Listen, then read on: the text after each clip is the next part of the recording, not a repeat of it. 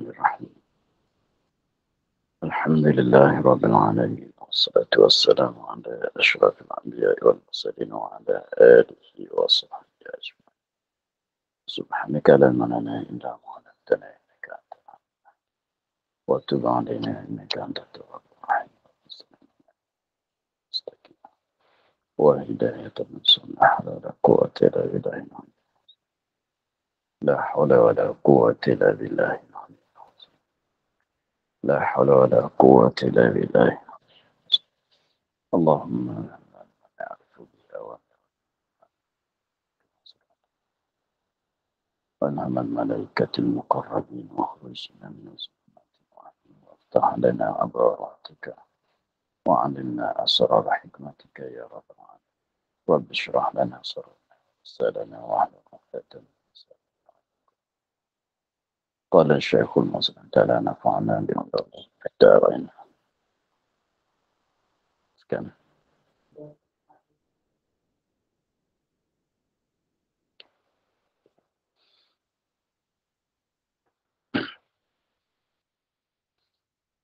Dan tempatnya yang demikian itu jikalau ada aturan ayat itu pada lain daripada yang lain daripada Quran.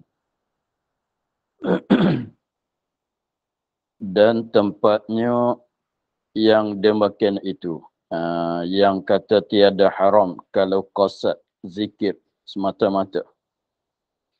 Jikalau ada aturan ayat, ini susunan ayat. Jikalau ada aturan ayat, susunan perkataan ayat, ada pada yang lain daripada Quran. Mana ada dalam zikir ke, ada diguna pada doa ke. Seperti misalnya, seperti dibaca tak kala kedatangan bala, inna lillahi wa inna ilaihi raji'un. Dan tak kala naik atas kenderaan, subhanalladzi sakhkhara lana hadza wa ma kunna lahu muqrinin. Maksudnya katanya tempat tadi tu tiada haram apabila tiada qasad akan Quran. Dengan sebab ada warid inna lillah tu dibaca ketika doa. Zikir bala.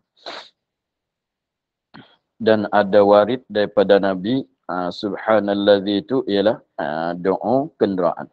Zikir kenderaan. Maka dengan sebab ada susunan inna lillah wa inna ilaihi raji'un.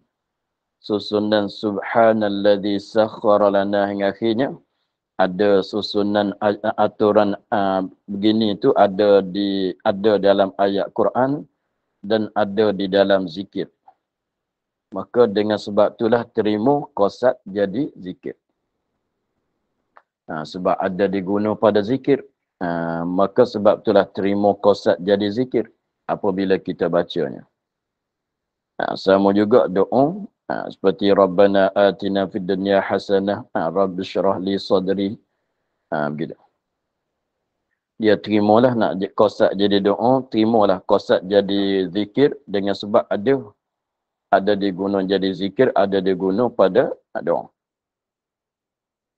Dan jika tiada dapat aturan ayat yang lain daripada Quran.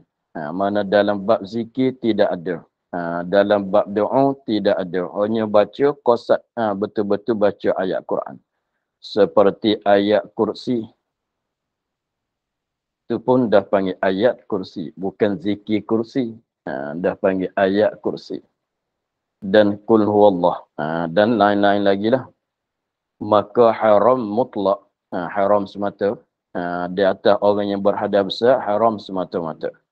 Sama ada qasad Quran atau tiada qasadnya qasad Quran.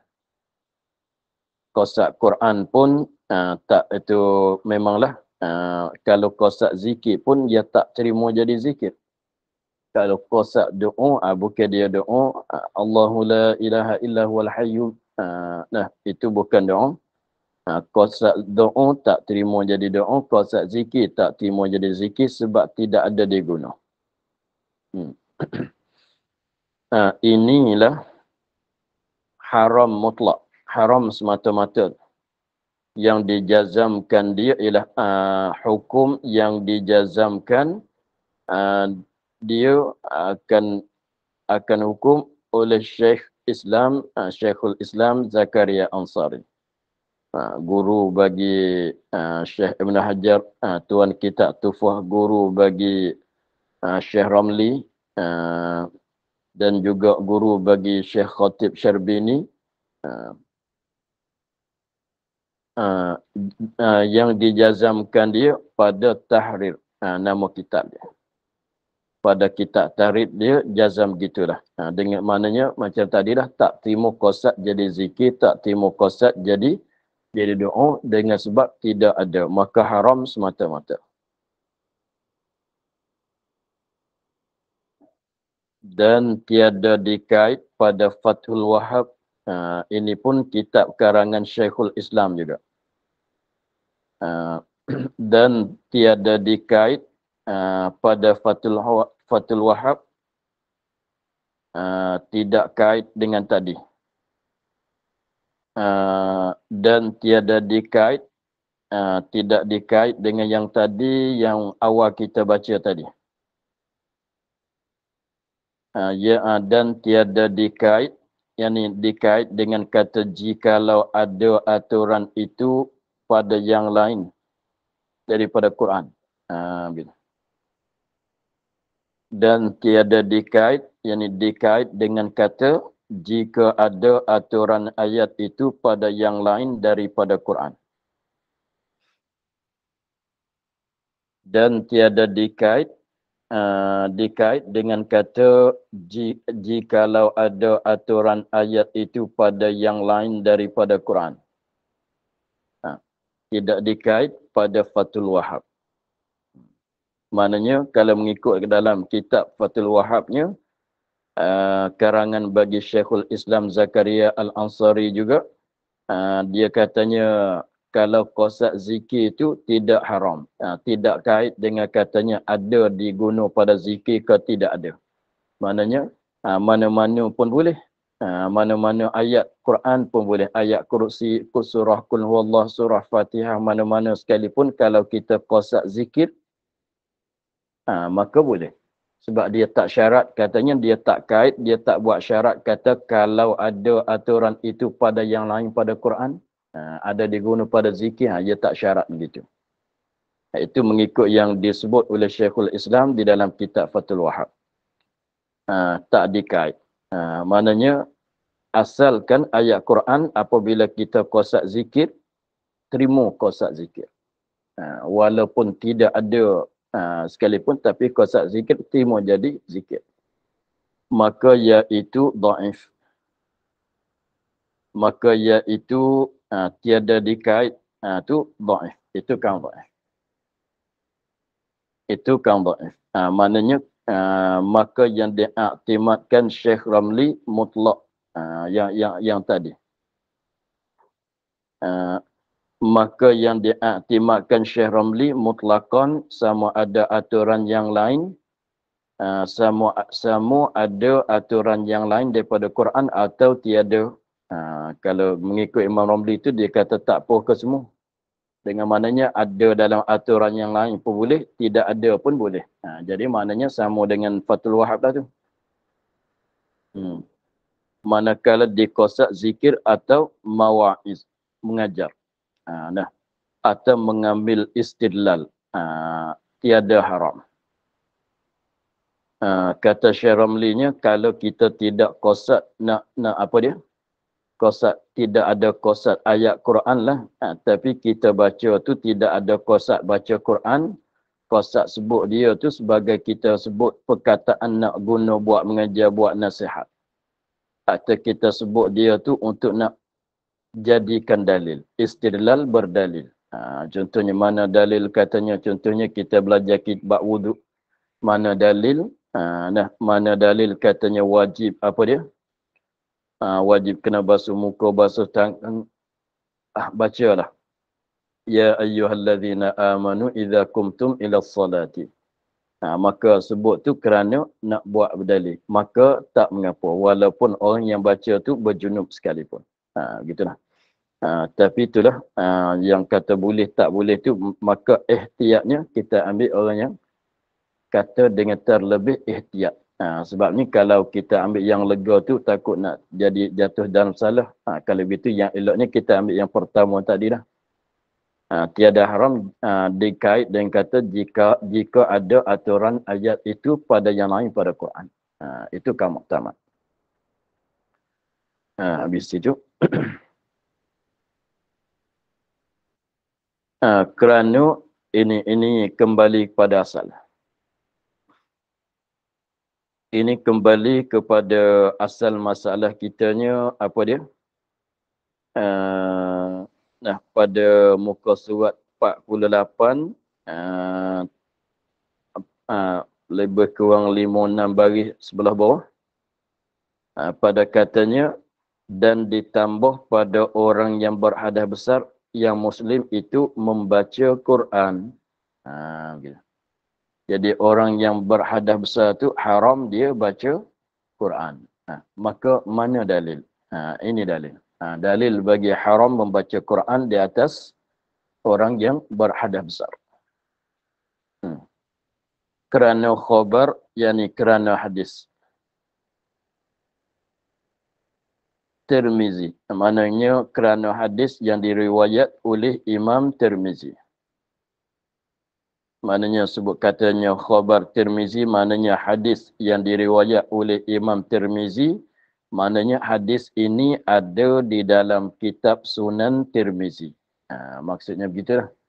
Maknanya hadis ini ada di dalam Sunan Tirmizi. Kalau kata khabar Muslim, makna hadis ni ada dalam Sahih Muslim. Kalau kata khabar Abu Daud, maka maknanya hadis ini ada sebut dalam Sunan, kitab Sunan Abu Daud.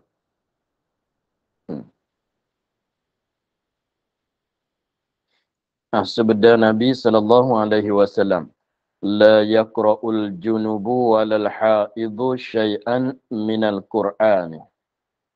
La yaqra'ul junubu walal haidhu syai'an minal Qur'ani. Maksudnya, jangan membaca orang junub, orang yang berhadas besar, dan orang haid, orang yang datang haid selama mana tidak berhenti, tidak mandi, tidak putus darah haidnya, tidak mandi, maka haram baca sesuatu daripada Quran. Itu Nabi katanya sesuatu. Maknanya sebut kata sesuatu ni maknanya tak mesti banyak lah. La yaqra'u al-junubu wal-haidhu syai'an suatu. Suatu menunjuk katanya walaupun sedikit pun tak boleh. Suatu bukan tanya jangan baca sebuah begitu tak. Walaupun satu kalimah alhamdu qasak Quran dah tak boleh dah.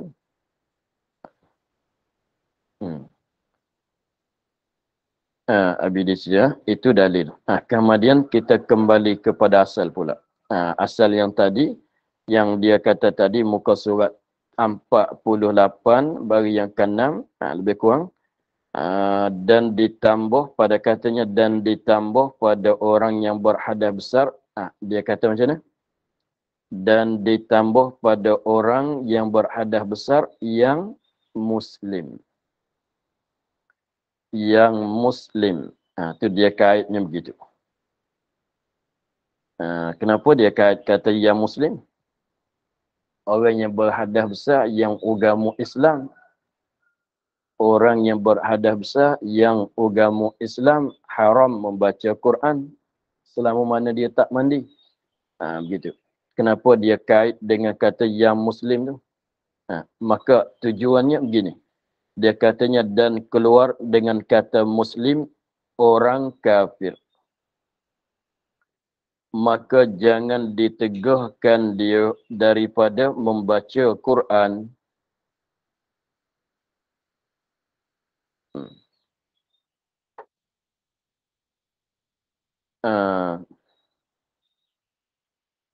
maka keluar tu dengan kata Muslim, orang kafir.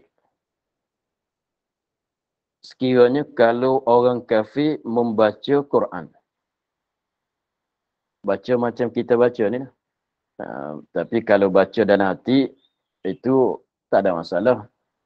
Kita orang Muslim pun, yang berhadap pun kalau baca dalam hati itu tak mengapa. Sama juga orang datang kalau baca dalam hati pun tak mengapa juga. Sebab tu setengah-setengah pelajar jamiah tu dia nak hafal Quran tu, yang perempuan. Kebetulan masa nak hafal Quran tu kedatangan haid, maka dia hafal dalam hati dah. Dia hafalkan Quran dalam hati, itu boleh. Ni maksud dengan baca ni, baca keluar suara lah. Baca ni baca keluar suara. Yang kita cakap sekarang tu baca dengan secara keluar suara. Dan keluar dengan kata Muslim orang kafir.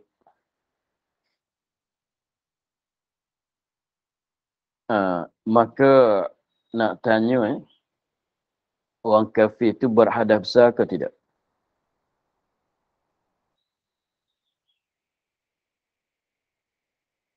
Orang kafir berhadap besar ke tidak? Nak jawab situ dulu. Cuba jemaah jawab. Orang kafir berhadap besar ke tidak? Atau nak tanya, orang kafir wajib mandi junub ke tidak? Maknanya sama soalan.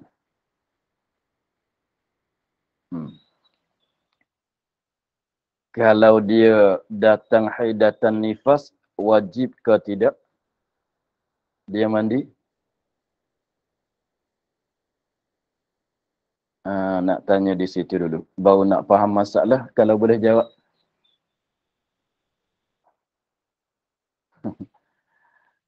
Kita ingat balik. Orang kafir mukallaf ke tidak? Orang kafir kalau balik, kalau berakal, adakah mereka itu mukallaf ke tidak? Mukallaf. Orang kafir kalau dia berakal, kalau dia balik, orang mukallaf. Orang mukallaf. Kalau tak mukallaf, macam mana nak masuk neraka mereka? Tak salah, tak beriman. Kalau tak mukallaf, macam mana nak jadi salah? Sebab orang tak mukallaf, orang tak ada dosa. Tidak ada dosa. Maka orang kafir memang orang mukallaf. Maka sebut kata orang mukallaf, maka segala hukum syarak bersangkut dengan orang mukallaf. Maka segala hukum syarak bersangkut dengan orang mukallaf. Khitab, sebab hukum syaraknya, ta'rif dianya, khitabullah al-muta'alliku bi'af'alil mukallafin. Khitab Allah yang bersangkutan dengan perbuatan bagi orang-orang yang mukallaf. Orang-orang yang mukallaf, orang yang angkir balik, tak kira Muslim ke kafir ke, tidak beriman dengan Allah ke, tak beriman dengan Allah.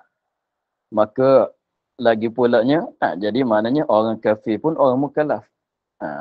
Wajib mandi ke tidak? Wajib. Kalau dia berjunub. Kalau dia datang haid suci pada haid, wajib ke tidak? Sama dengan kita.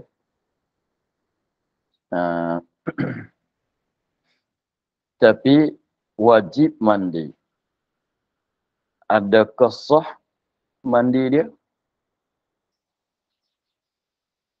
Wajib tu wajib. Macam solat lah. Wajib ke tidak dia solat? Wajib. Sah ke tidak? Tidak sah. Sebab orang kafir bukan ahli niat.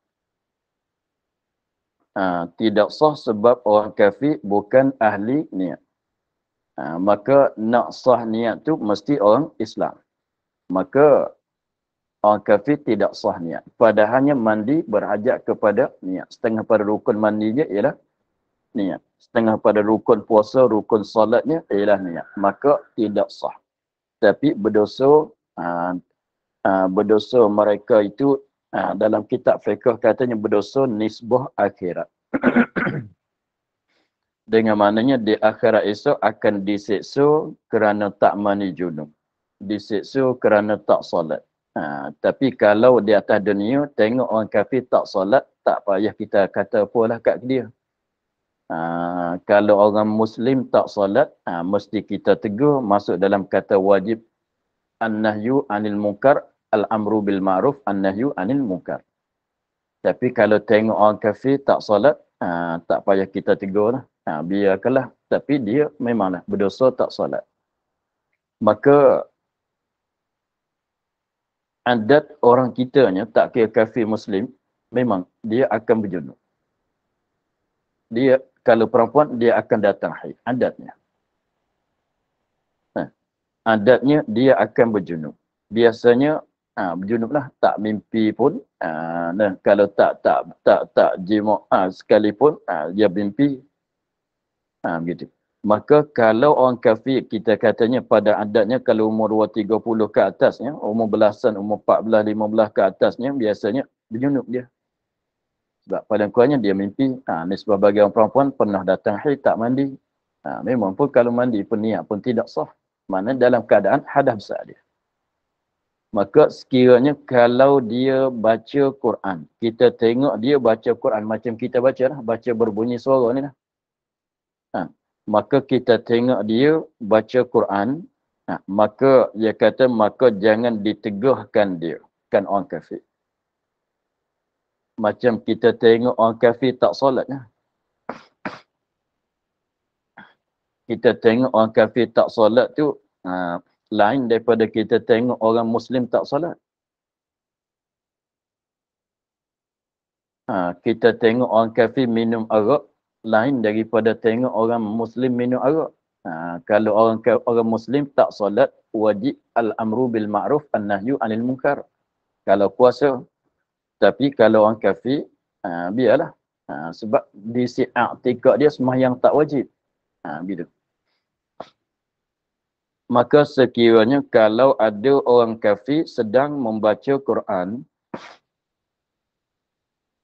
kita tahu kata sekarang dia baca tu, dia baca Quran.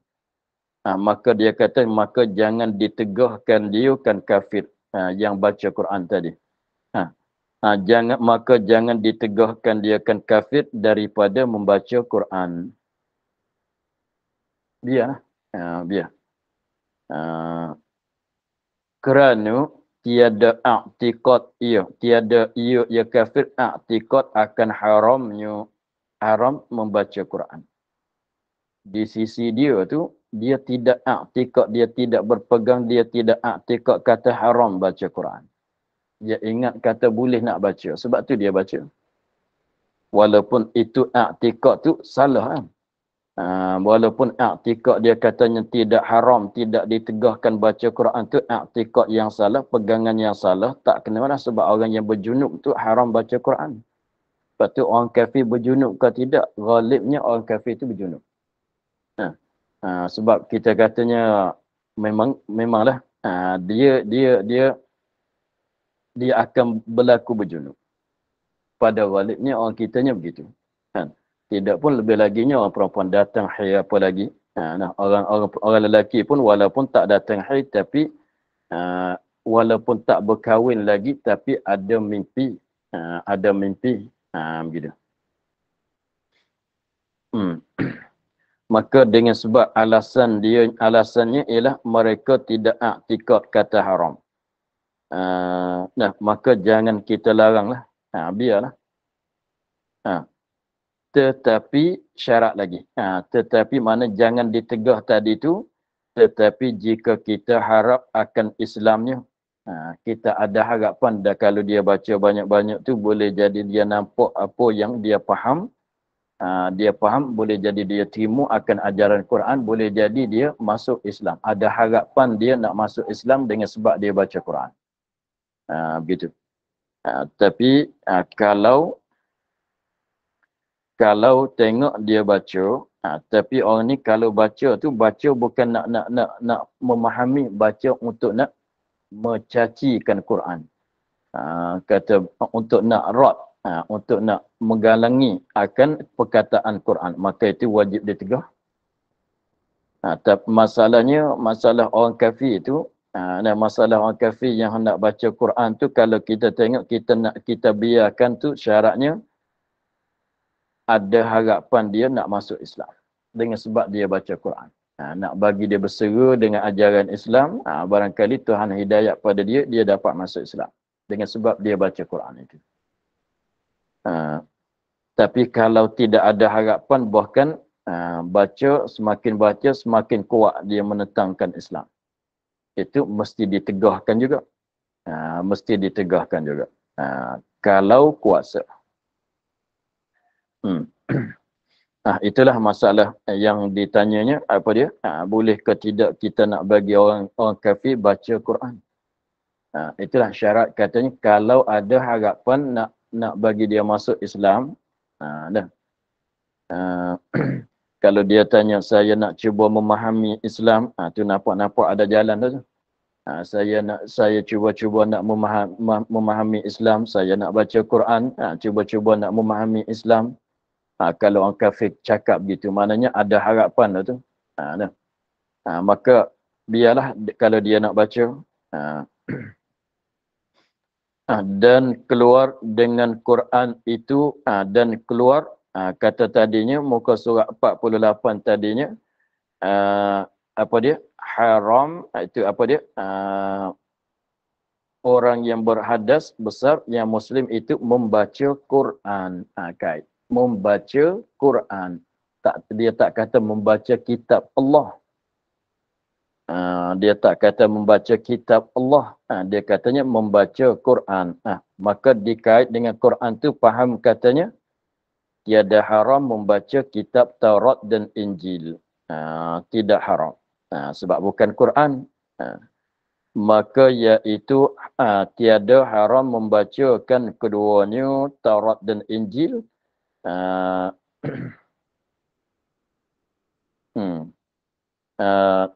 Maka iaitu Taurat dan Injil tu tiada haram membacakan keduanya.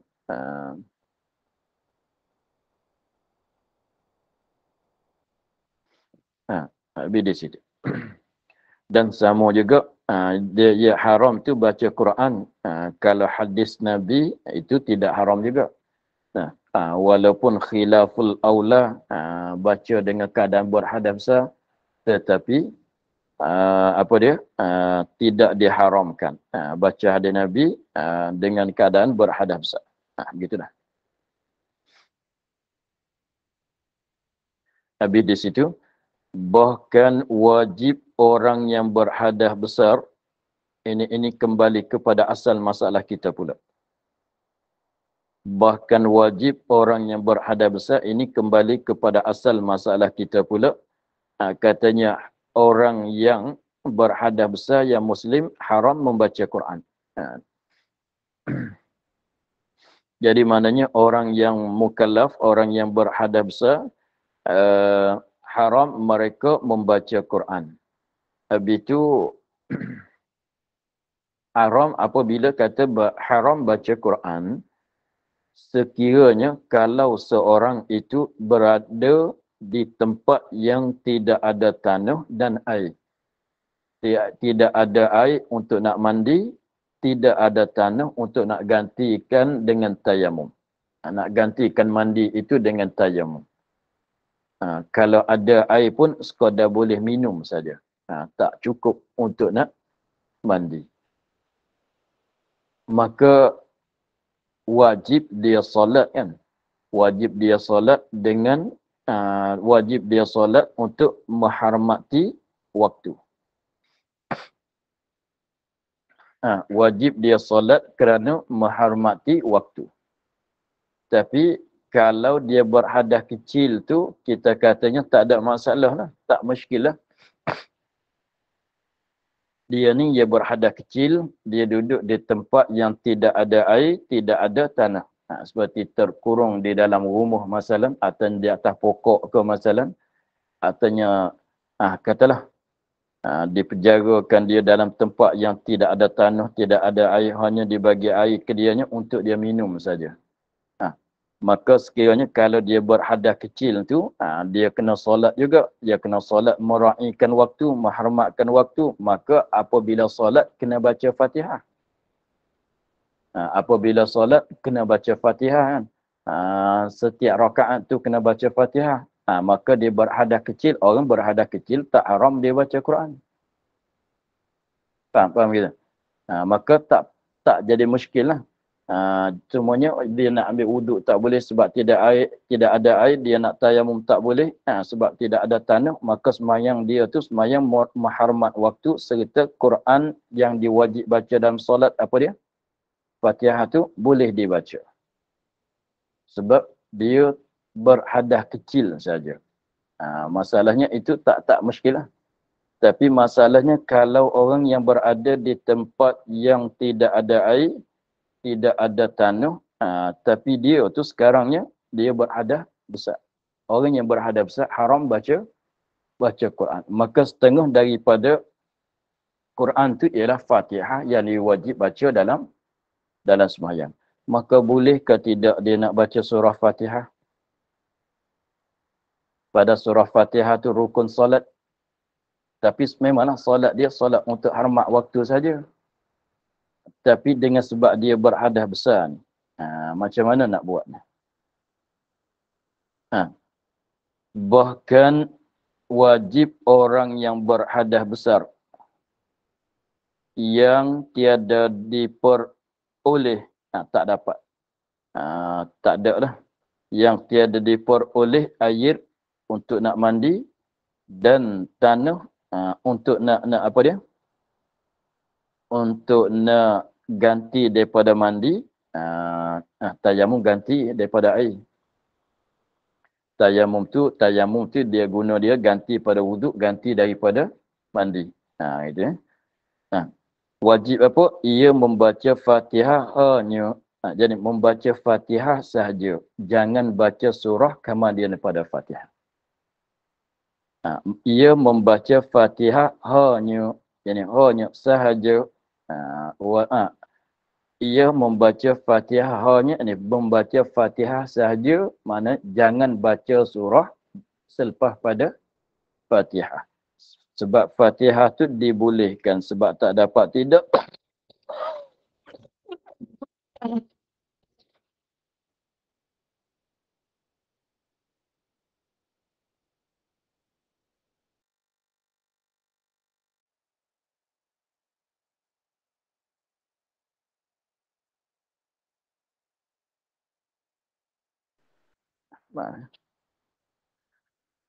Fatihah tu dibolehkan baca sebab tak dapat tidak kena baca sebab adalah dia tu rukun salat. Kalau tak baca tidak sah. Maka maknanya disahkan, dibolehkan baca Fatihah di situ sebab darurah. Ad-daruratu tubihu al-mahzurat. Ad-daruratu tubihu al-mahzurat. Mana darurah itu membolehkan benda yang dilarang. Maka adapun surah yang selepas Fatihah tu bukan dia wajib, bukan dia rukun, maka dalam keadaan begini jangan dibaca lah. Dalam keadaan dia tu tidak ada suci, jangan dibacalah yang sunat. Tu mana katanya wajib ia membaca Fatihah hanya baca Fatihah saja, jangan baca surah-surah. Surah selepas pada Fatihah rakaat pertama yang kedua tu lah. Di dalam sembahyang baca Fatihah saja dalam sembahyang. Mana kalau tak solat jangan baca juga. Orang tadi tu, orang yang berhadas besar, yang duduk di tempat yang tidak ada air, yang tidak ada tanah, yang boleh bacanya surah Fatihah saja di dalam solat itu saja. Maknanya kalau tidak sebab solat, kalau tidak solat dengan keadaannya begitu tadi, maka Fatihah pun tak boleh nak baca juga. Fatihah pun tak boleh nak baca juga kalau dia tidak solat. Itu maksudnya.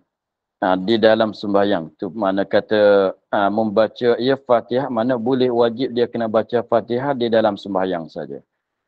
Kerana tak dapat tiada daripada membaca Fatihah. Sebab dia tu rukun. Maka kalau tidak solat, tak boleh juga nak baca Fatihah. Begitu. Lepas tu dalam solat, surah lain pada Fatihah, tak boleh juga. Fatihah kalau tidak dalam berdiri solat, tak boleh juga. Sebab dia orang yang berhadapsah yang tidak menyucikan daripada hadapsah. Sebab tidak ada air, tidak ada tanah.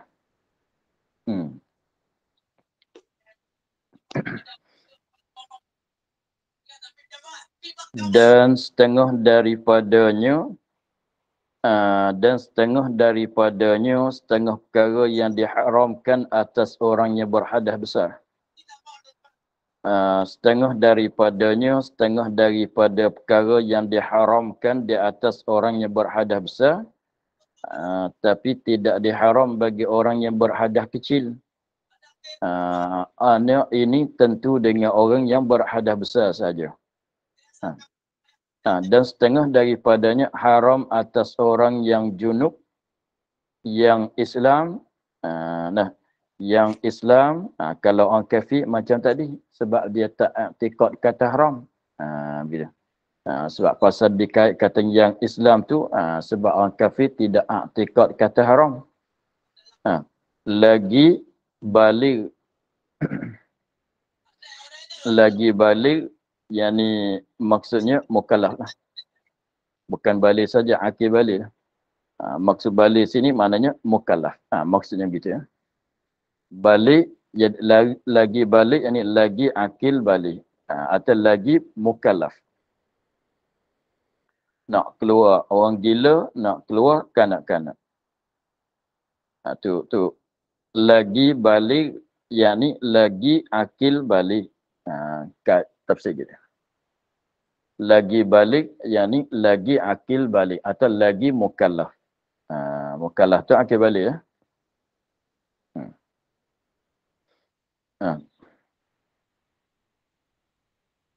Haram, apa yang haram ni? Di sini, berhenti di dalam masjid.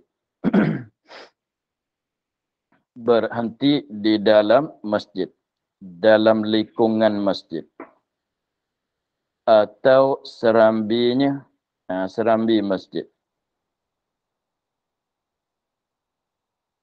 Atau jidarnya, dindingnya, dinding masjid. Duduk di atas dinding masjid. Nanti tanya, macam mana pula duduk atas dinding? Dia, bayanglah, contohnya masjid dia tu, dia buat dinding tebal. Tebal tu, dinding dia tu tebal, lepas tu dinding dia tak tinggi. Boleh nampak? Dinding dia tu tebal, kita katanya tebal. Tebal ada 2 jengkal masalah dinding dia. Lepas tu dinding dia tak tinggi. Sakat pinggang, sakat dada saja, naik duduk atas dinding tu lah.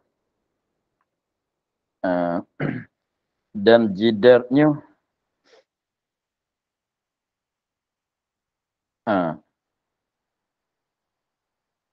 sekali lagi, berhenti di dalam masjid. Dalam masjid tu kita maklumlah.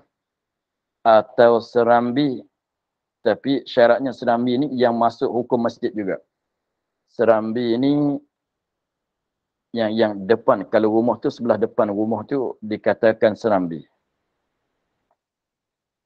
Serambi itu maknanya kita masuk, belum pada nak masuk pintu besar ke rumah tu, di depan tu dipanggil serambi. Itu kalau rumah. Dan jidarnya, yakni dinding.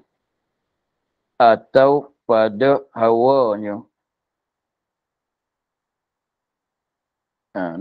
Atau pada hawanya, hawa masjid. Hawa ni sampai ke langit.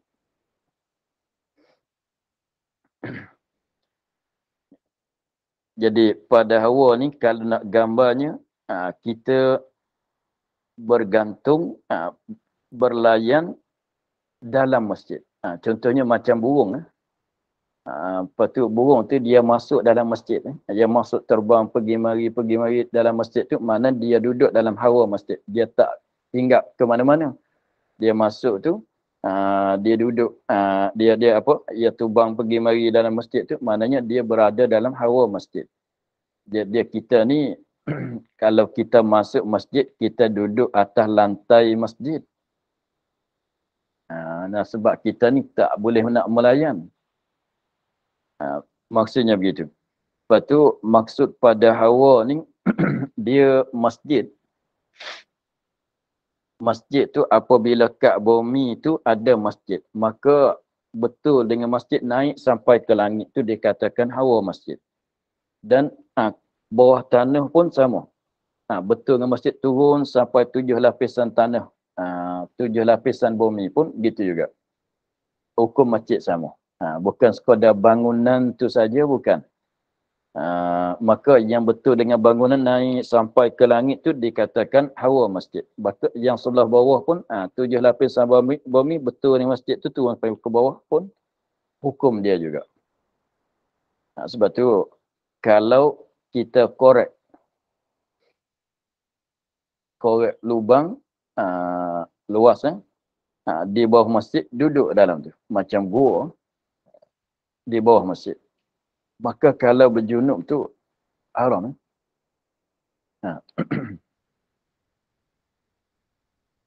Lepas tu hawa tu contohnya kita katanya ini masjid, ini sebuah masjid, maka ni bumbung dia, ni bumbung masjid, sutuh masjid, maka naik ke atas sampai ke langit, itu dikatakan hawa. Maka sekiranya kalau kita naik di atas benda apa yang balun, apa dia panggil, kita naik benda tu duduk betul dengan masjid, padahal kita orang yang berjunub, maka haram, mesti kena lepas. Nak berhenti betul dengan masjid tu tak boleh kalau kita orang yang berjunub, sebab masuk dalam kata kita berhenti di dalam hawa udara masjid. Begitu.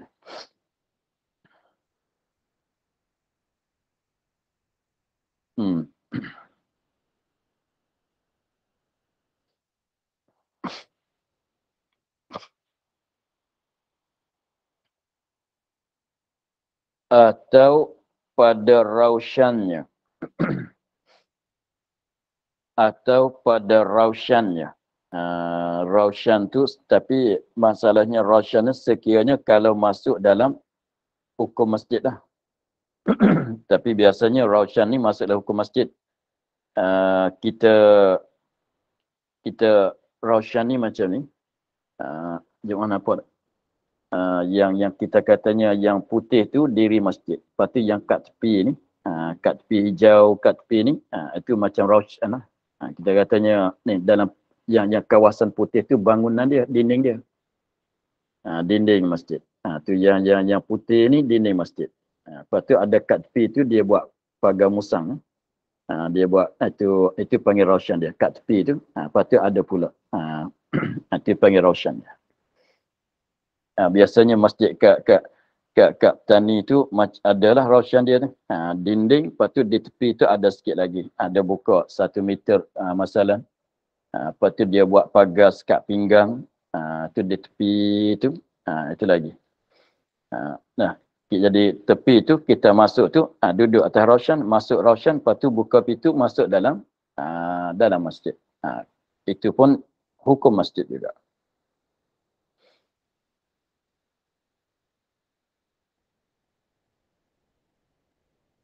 Ya, serambi itu depan. Biasanya serambi itu belum pada nak masuk pintu tu, depan tu dikatakan serambi. Itu panggilan dia. Ya.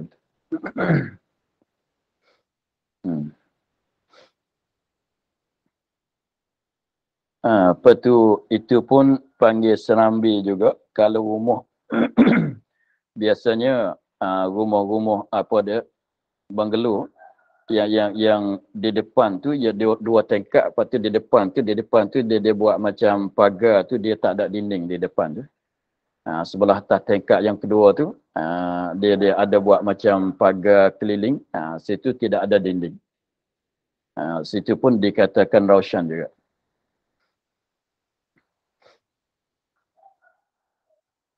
Ya.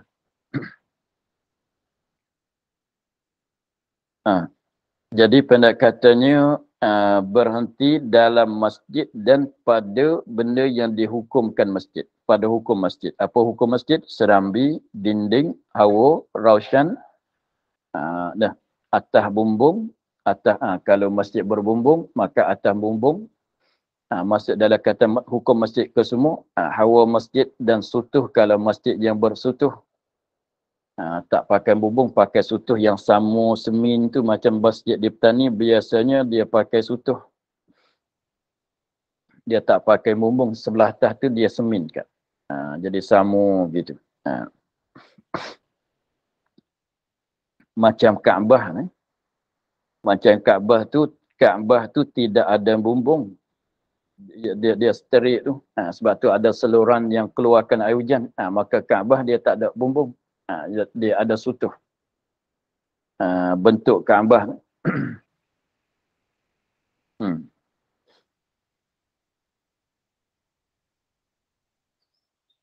Biar. Dan yang dinamakan berhenti itu tamakninah.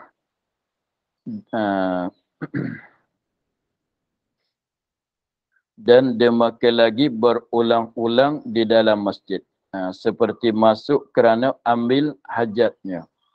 Kemudian keluar. Ia. Pada pintu yang masuknya. Dan sepertinya pula pada haram masuk dengan kosak hendak kembali balik pula. Nampaknya kita akhir di situ. Dan yang dinamakan berhenti itu tamakninah. Wallahu a'lam. Alhamdulillah. A'udzubillahi Bismillahirrahmanirrahim. Alhamdulillah rabbil alamin wassalatu wassalamu ala asyrafil anbiya'i wal mursalin wa ala alihi wa sahbihi ajma'in. Allahumma iftah lana futuha ma'arifin wa nawwir qulubana binurikal karim waj'al amalana khalisatan liwajhikal karim. اللهم إنا نستودعك ما قرأناه وما حفظناه وما سمعناه فردد علينا وابتهت يدئنا. سبحان ربك رب العزة عما يصفون وسلام على المرسلين والحمد لله رب العالمين. Terima kasih Abah. Assalamualaikum. Assalamualaikum warahmatullahi wabarakatuh. Terima kasih Abah. Assalamualaikum.